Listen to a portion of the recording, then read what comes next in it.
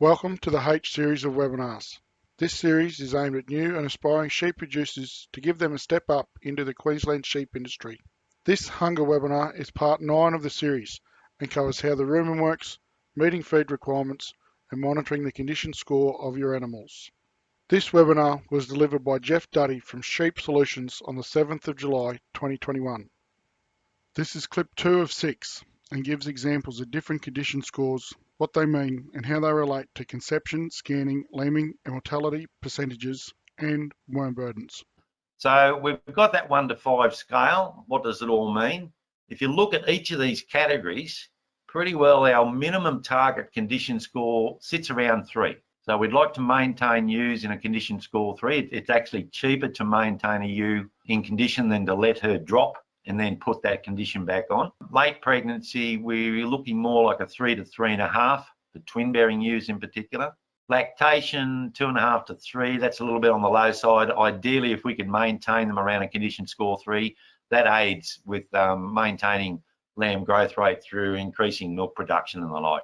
Interestingly, and this is a quote by Dr. Forbes Bryan from Uni of Adelaide just recently, studies on twin bearing merino ewes have shown that if you can get the ewe to lambing, a point of lambing with a condition score of 3.2 compared to 2.3, so about a 1 condition score difference, you increase your lambing percent by about 27%. It's pretty sobering, and we'll look at a few graphs in a second. Ewes that fall away in condition score in late pregnancy really are higher risk when it comes to losing lambs and also dying themselves.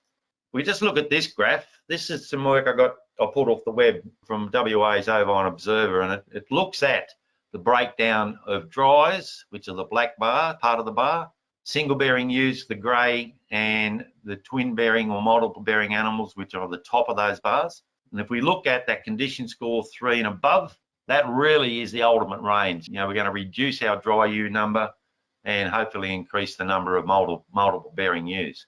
This is some work that we used in Lifetime Ewe. Most people who've come along to Lifetime Ewe or Breed Well, Feed Well programs would have seen these graphs, but just want to step you through the importance of condition score at the various stages of production. So this is looking at joining and conception, impact on conception rates.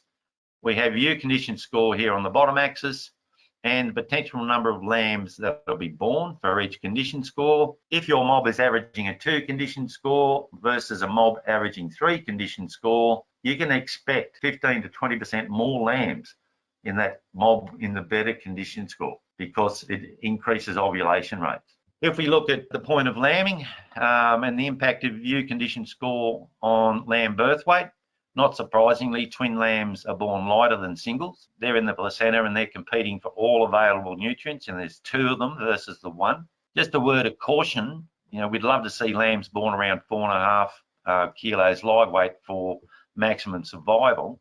We've got to be careful with the singles. Please don't walk away today after this webinar and say that Geoff Duddy said you don't need to feed single bearing ewes, but they can do it a bit harder.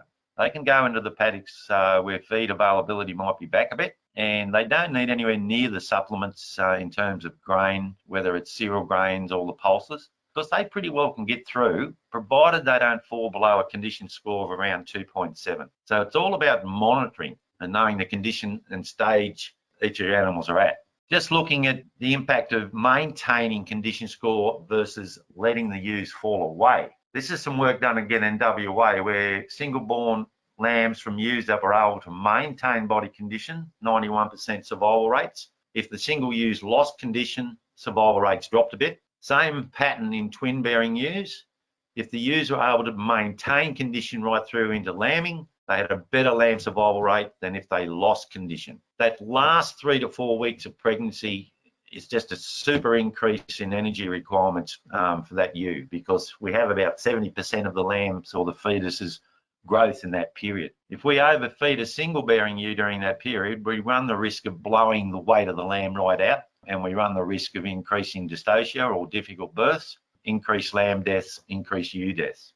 This is the mortality stuff we use from in Lifetime Ewe.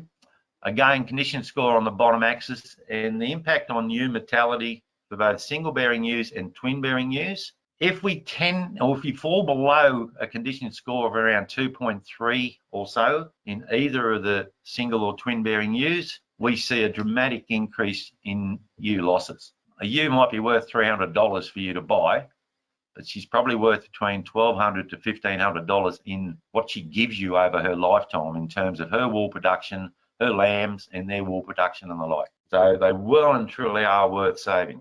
One more graph before we go on to the next section. If you look at body condition score and a ewe's ability to handle worm burdens. Again, if we look at this optimum range of 3 to 3.5 body condition score and the worm burdens in this particular trial, you can see that those ewes that were in poorer body condition had a significantly greater worm egg counts compared to those ewes that were in better condition. So they've become more resilient. They become able to handle the conditions, particularly if they have some issue with worm burden during that period.